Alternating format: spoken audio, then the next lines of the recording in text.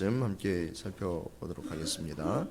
하나님의 말씀은 요한복음 21장 15절로부터 25절까지의 말씀입니다. 요한복음 21장 15절부터 25절 말씀까지 교대로 받들어 있도록 하겠습니다. 그들이 조반 먹은 후에 예수께서 시몬 베드로에게 이르시되 요한의 아들 시몬아 내가 이 사람들보다 나를 더 사랑하느냐 하시니 이르되 주님 그러하나이다. 내가 주님을 사랑하는 줄 주님께서 아시나이다. 이르시되 내 어린 양을 먹이라 하시고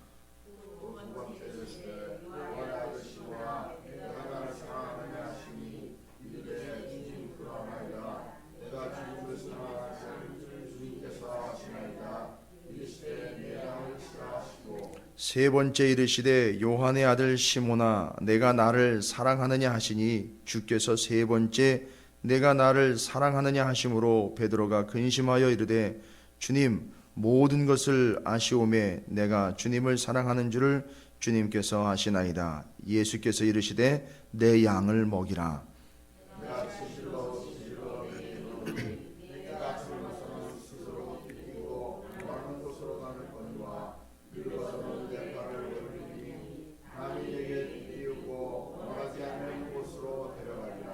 이 말씀을 하심은 베드로가 어떠한 죽음으로 하나님께 영광을 돌릴 것을 가리키심이로라. 이 말씀을 하시고 베드로에게 이르시되 나를 따르라 하시니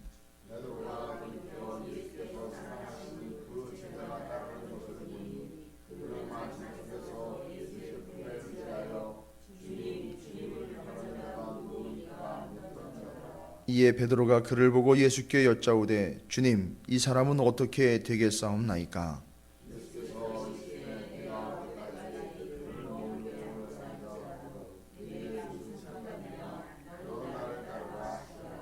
이 말씀이 형제들에게서 나아가서 그 제자는 죽지 아니하겠다 하였으나 예수의 말씀은 그가 죽지 않겠다 하신 것이 아니라 내가 올 때까지 그를 머물게 하고자 할지라도 내게 무슨 상관이냐 하신 것이로라.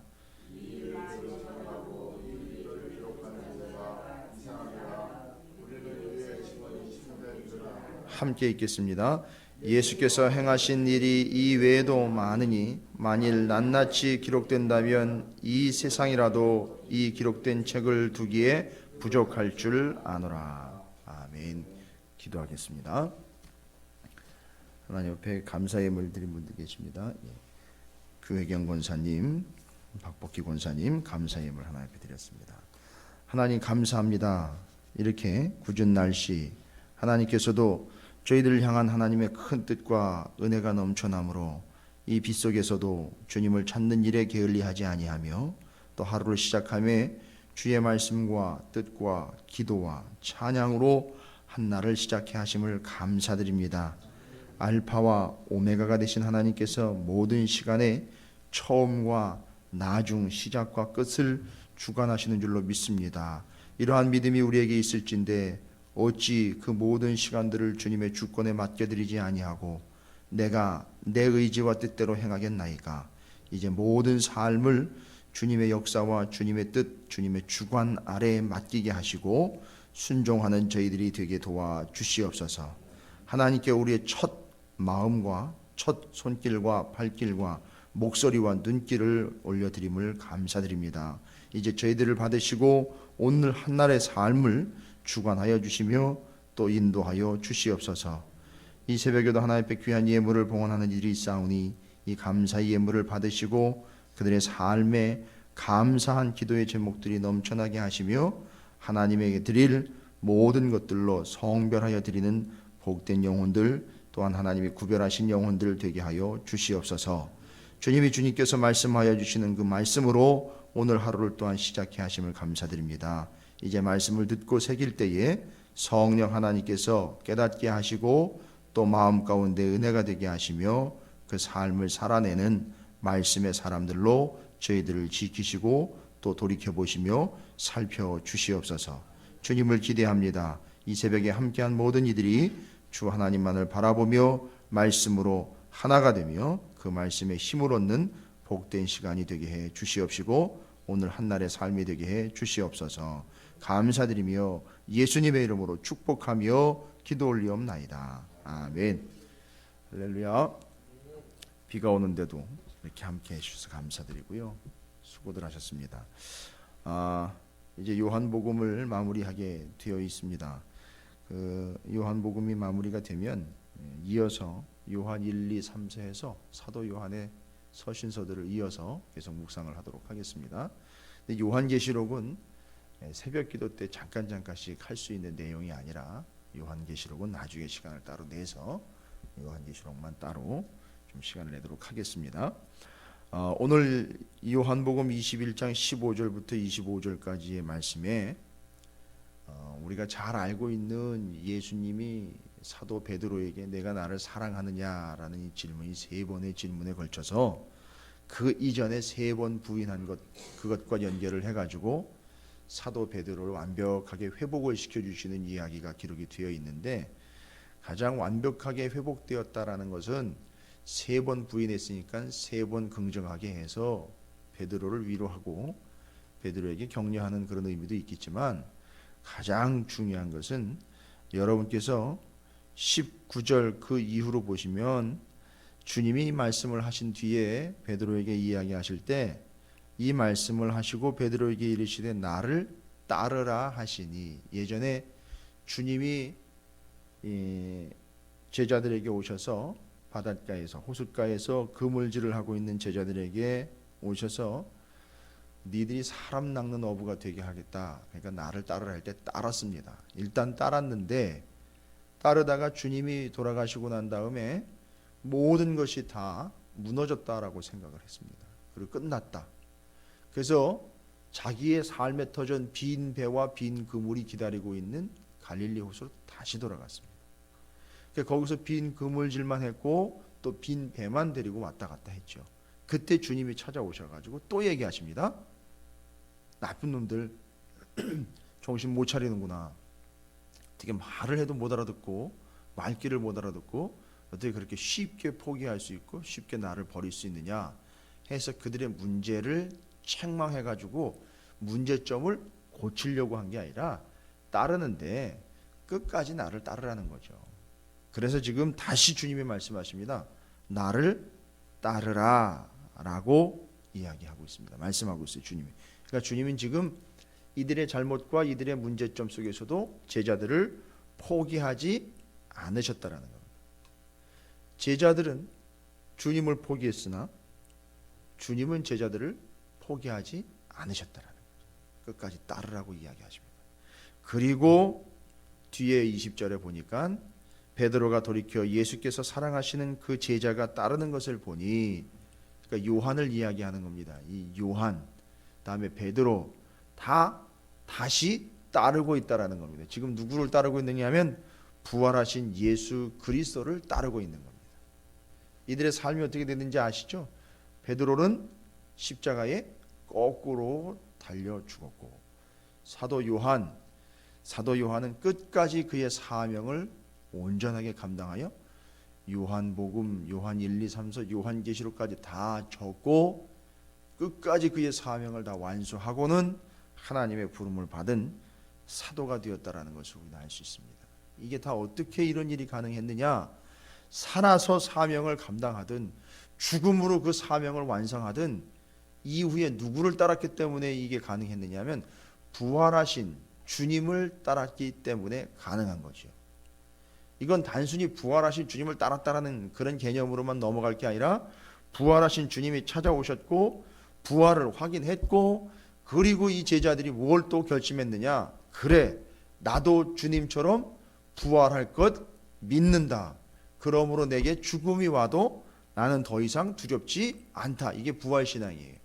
예수님이 부활하기 전엔 죽음을 보고 화들짝 놀라 다 무너져 내리는 것 같아 자기의 삶의 자리로 뿔뿔이 흩어졌던 제자들이 부활하신 주님을 만나서 그 부활의 주님이 명확하게 이야기한 나를 따르라, 부활의 주를 따르라라고 이야기할 때 부활의 주를 따른 결과가 바로 베드로와 오늘 여기 잠깐 소개가 되고 있습니다만 사도 요한 같은 경우 아까도 말씀드렸죠. 죽음으로 사명을 완성하든 살아서 온전히 완성하든 부활의 주님을 온전히 따르게 되었다라는 겁니다. 완성시켰다는 거죠. 그러면서 하나님께서 또 주님께서 사도 베드로와 여기 널브러져 있는 듯 빈 배와 빈 그물을 붙잡고 있었던 주님의 제자들에게 다시 찾아와서 회복을 시켜 사용을 하고 있다는 사실입니다. 그러면서 주님이 앞으로 너희들에게 닥쳐질 일들과 앞으로 너희들에게 허락된 일이 어떤 일인지 알고 있느냐라고 말씀을 하시면서 베드로에게 이야기하죠. 18절 말씀에 이제 각오를 시키는 겁니다. 뭐라고 각오시키냐면 내가 진실로 진실로 내게 이르노니 내가 젊어서는 스스로 띠뛰고 원하는 곳으로 다녔거니와 늙어서는 내 팔을 벌리리니 남이 내게 띠띠우고 원하지 아니하는 곳으로 데려가리라. 젊어서는 여기 띠는요 그 유대인들이 입는 옷 위에다가 두르는 띠를 이야기하는 겁니다. 그래서 움직이려면 일어나서 띠를 딱 띠고 두르고 움직이는 것처럼 젊어서는 네 스스로 띠를 띠어서 네가 가고 싶은 곳을 가기 위해서 네가 띠를 띠었으나 늙어서 죽기 직전 네가 원하지 않는 곳으로 너를 사람들이 띠를 띄워서 움직이게 할 거다. 그러니까 삶의 시작과 나중을 이야기하고 띠를 띄운다라는 것은 내가 의지를 이야기하는 건데 내 의지로 살았던 그 삶, 그 다음에 마지막 때 네가 원하지 않지만 너를 끌고 가는 삶, 그 삶으로 이어질 거다. 그럼 보십시오. 젊어서 몰랐을 땐 내가 내 스스로 뛸 때 내가 가고 싶은 데로 갔어. 또한 마지막 때에는 십자가에 거꾸로 달려 죽는 게 뭐 자기가 원하는 거였겠습니까? 아니죠. 그 사명을 감당하다 보니 사람들이 그를 십자가에 예수님보다도 더 극심한 십자가에다 거꾸로 매다는 형벌을 받으며 죽어갔다라는 얘기죠. 그러면 그 사이에 있을 겁니다. 사이에 자기가 원하는 대로 했던 삶, 결국은 주님이 바라시는 삶을 살아갈 때의 결과는 원하지 않는 띠띠임을 당해서 죽음으로 가는 삶. 그 사이에 여러분 어떤 띠띠임이 또 있느냐 하면 사도행전 12장 8절에 보면 그렇게 기록이 되어 있어요. 사도행전 12장 8절을 제가 잠깐만 찾아서 확인을 시켜드리면 그가 자기 스스로 띠를 띠고 자기 의지대로 살았을 때 마지막 때 스스로 원하지 않는 바 사람들에 의해서 죽음을 당할 때에 그 사이에 이렇게 살았습니다. 베드로는 어떻게 살았냐면 사도행전 12장 8절에 천사가 이르되 감옥에 갇혔을 때 얘기하는 거예요. 베드로가 감옥에 갇혔을 때 풀려나기 직전의 얘기입니다. 천사가 이르되 띠를 띠고 신을 신으라 하거늘 베드로가 그대로 하니 천사가 또 이르되 겉옷을 입고 따라오라 한대. 그러니까 베드로는 스스로 원하는 삶을 살기 위해 스스로 띠를 띠었던 그런 삶과 원하진 않지만 죽음으로 매몰리는 상황에 남이 띠를 띠우게 됐던 그런 상황 사이에 누가 띠를 띠라고 이야기하느냐면 천사, 하나님의 성령, 하나님의 은혜, 하나님의 뜻이 이 베드로를 띠를 띠게 해서 자기가 원해서 했던 띠, 원하지 않았던 띠 사이에 하나님이 띠를 띠우게 하셔가지고 평생을 주님을 위해서 헌신하며 살아가게 하셨다라는 이야기입니다. 그래서 이 베드로의 삶이 부활하신 예수 그리스도를 통하여 이제는 스스로 띠는 띠도 아니요 마지막 때 원하지 않는 띠도 아니라 그 부활하신 주님을 만나고 난 다음엔 성령께서 주님께서 하나님께서 띠를 띠고 내 일을 위하여 함께 하자라고 죽기 직전까지 주님의 일을 위해서 헌신을 다했다라는 것을 우리는 확인할 수가 있습니다. 그래서 그 띠와 그 띠 사이에 하나님의 일을 위한 성령의 띠띠심, 천사들이 나타나가지고 주님의 일을 위해서 주님이 직접 띠를 띠라고 명령하신 그 띠를 띠고는 죽기 직전까지 목숨을 다하여 주님의 일에 충성을 다하게 되었다라는 겁니다. 이게 주님을 따르는 자의 삶이요 단순한 따름이 아니라 부활하신 예수 그리스도를 따르는 삶이었다라는 사실입니다. 그래서 주님이 먼저 그를 회복시키시고 띠를 띄우시고 그 이후로 부활하신 주님을 영원히 따라가게 하시는 온전히 이 일이 다 주님이 행하신 일이라는 겁니다. 그래서 주님이 없으면 주님이 아니면 감당할 수 없는 일들을 베드로가 감당하게 되었다라는 사실이죠. 그러면서 3번 질문하게 된 사건, 내가 나를 사랑하느냐, 내가 나를 사랑하느냐, 강력하게 이야기하죠. 예, 내가 주님을 사랑합니다. 내가 주님을 사랑합니다. 근데 3번째 질문에는 베드로가 뭔가 이상한 낌새를 쳤어요. 이게 아닌가 보다 해서 3번째 이르시되 요한의 아들 시몬아 내가 나를 사랑하느냐 하시니 주께서 3번째 내가 나를 사랑하냐 하심으로 베드로가 근심하여 이르되 주님 모든 것을 아시오매 내가 주를 사랑하는 줄을 주께서 아시나이다. 첫 번째, 두 번째 질문은 다 다짜고짜 질문에 대해서 그러면 내가 주님 사랑합니다. 내가 주님 사랑합니다. 내가 주님 사랑합니다라고 스스로 내가 주님을 사랑합니다라고 당차게 이야기를 했죠. 그러나 3번째 질문에는 주어가 내가가 먼저 나오질 않습니다. 주님이 아십니다라고 주님이 먼저 나오고 있어요.